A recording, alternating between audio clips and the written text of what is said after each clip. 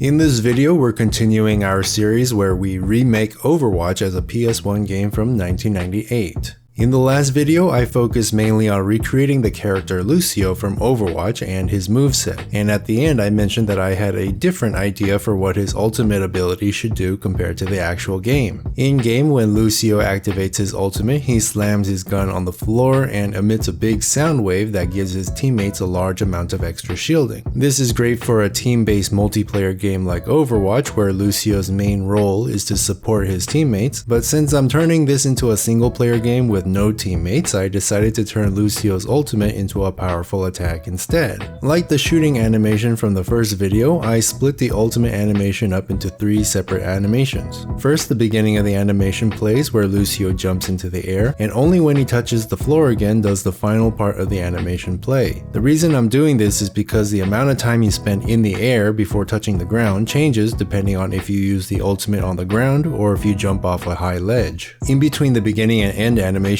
there is a middle animation that is a single frame that loops over and over again until you touch the ground. This allows for more dynamic animations that adjust according to the situation instead of having to create different animations for every conceivable scenario that could happen in the game. In my version of Overwatch, Lucio's ultimate doesn't give teammates shields, instead it damages all enemies in a circle around him. I created some visuals like a shockwave spreading out in a circle and some explosions, and what I ended up with is a decently strong area of effect ultimate. Next, I began working on recreating the PS1 look. Normally this is something that I save for the end of development, but in this case putting off the visual stuff for later would have made things difficult, so I got started on it right away. There are a few key things I needed to recreate the PS1 look. First, I needed to make everything look wobbly because on the PS1, the position of vertices on models are calculated using fixed point numbers instead of more precise floating point numbers, meaning that vertices would abruptly snap into position instead of moving smoothly from one position to the next, giving everything that distinctive jiggle.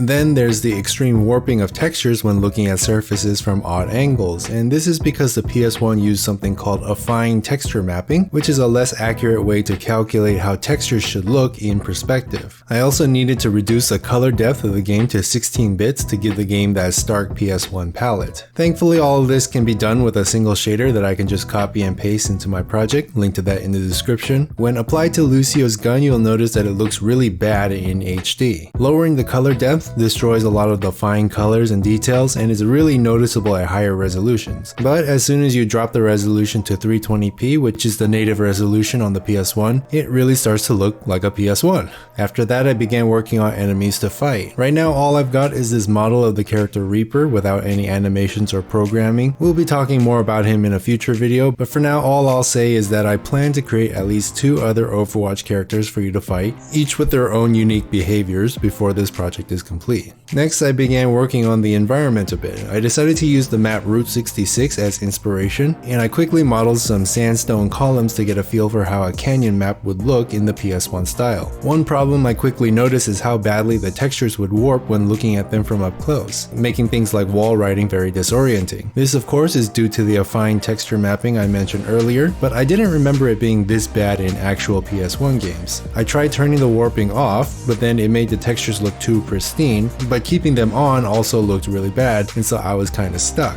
I did a little bit of research, and eventually I read that one way developers counteracted this warping was by adding extra geometry to their models in order to restrict the warping to a bunch of smaller polygons instead of one huge polygon to make it less apparent. And so I went back to Blender and subdivided my models a couple of times to give them some extra faces, and when I tried it again, it worked perfectly. The textures warped just enough to replicate the PS1 look, but not enough to teleport me into the 5th dimension. I still have a lot of stuff to do before the map starts to look more recognizable, but so far I'm pretty happy with the results. The last thing I worked on was a kill indicator, where a red skull appears on your screen whenever you get an elimination, just like the actual game. And that about wraps up everything I was able to do this week. Make sure to subscribe and hit the bell to be notified when the next video in this series releases. Links to my social media down below, and as always, have a nice day.